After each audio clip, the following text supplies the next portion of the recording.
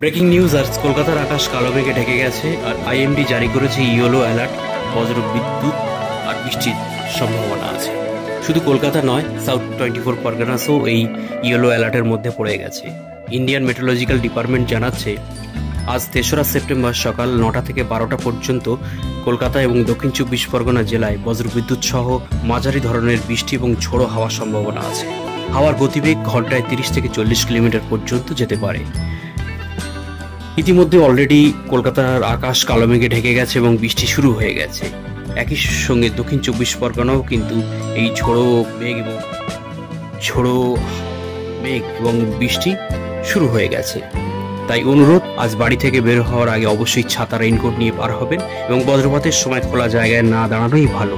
যাদের electronics device ব্যবহার করতে হচ্ছে তারা সাবধানে থাকুন, হঠাৎ বিদ্যুতের ওঠানামা হতে পারে। ভিডিওটি ভালো লাগলে অবশ্যই চ্যানেলে সাবস্ক্রাইব করে পাশে থাকা বেল আইকনে ক্লিক দিয়ে সঙ্গে থাকুন আর অবশ্যই লাইক, কমেন্ট এবং শেয়ার করবেন। ধন্যবাদ।